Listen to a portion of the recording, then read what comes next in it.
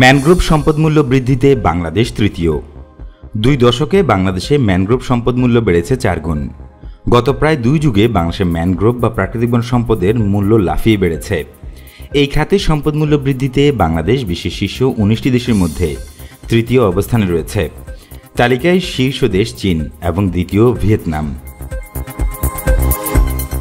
বিশ্বব্যাংকের প্রকাশিত the changing wealth of nation 2021 শীর্ষক প্রতিবেদনে এই তথ্য উঠে এসেছে।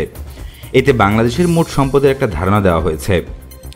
1995 থেকে 2018 সাল পর্যন্ত 146টি দেশের প্রাকৃতিক সম্পদ, মানব সম্পদ, উৎপাদিত সম্পদ ও বিদেশ থাকা সম্পদের তথ্য পর্যালোচনা করে বিশ্বব্যাংক এই প্রতিবেদন তৈরি করে। প্রতিবেদনে প্রথমবারের মতো ম্যানগ্রোভ এবং সমুদ্রের মৎস্যকে প্রাকৃতিক সম্পদের জন্য হিসাব করা হয়েছে। বিশ্বব্যাংকের মতে বাংলাদেশে বর্তমানে মাথাপিছু সম্পদের পরিমাণ 19,265 মার্কিন ডলার। প্রতি ডলার 85 টাকা দরে হিসেব করলে দেশীয় মুদ্রায় তা দাঁড়ায় 16,37,525 টাকা। বিশ্বব্যাংকের প্রতিবেদনে মাথাপিছু সম্পদের মধ্যে উৎপাদিত সম্পদের বাজার মূল্য 5,346 ডলার, প্রাকৃতিক সম্পদের মূল্য 2,167 ডলার। এছাড়া বাংলাদেশে যে পরিমাণ চাষযোগ্য জমি রয়েছে তার মাথাপিছু আর্থিক মূল্য 1,501 ডলার ও মানব সম্পদের মূল্য মাথাপিছু 12,934 ডলার।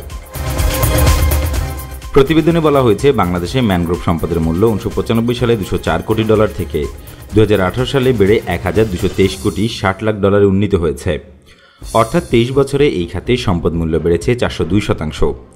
একই সময়ে চীনে ম্যানগ্রোভ সম্পদের মূল্য বেড়েছে সর্বোচ্চ 767%, আর ভিয়েতনামে 591%। এছাড়া জাপানে 311, তাইওয়ানে 267, ভারতে 194 ও ইন্দোনেশিয়ায় 143% বেড়েছে।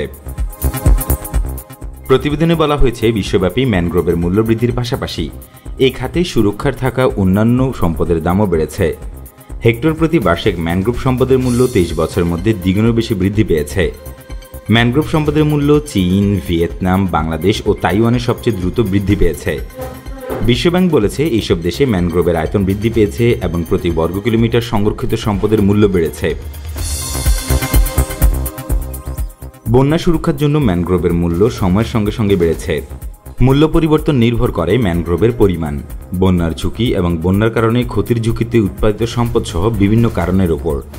যেমন একটি দেশে বিস্তীর্ণ ম্যানগ্রোভ বন থাকতে পারে, কিন্তু যদি সেই বন বন্যার ঝুঁকি থেকে অনেক বেশি সম্পদ রক্ষা না করে তবে সেটির মূল্য একটি ছোট ম্যানগ্রোভ বনের চেয়ে কম হবে। বিশ্বব্যাংকের প্রতিবেদনে বলা হয়েছে উপকূলীয় সুরক্ষার জন্য সামগ্রিকভাবে ম্যানগ্রোভ সম্পদের মূল্য উল্লেখযোগ্যভাবে বৃদ্ধি পেয়েছে। তবে ম্যানগ্রোভ বনগুলো উপকূলীয় উন্নয়নের জন্য হুমকির সম্মুখীন হয়।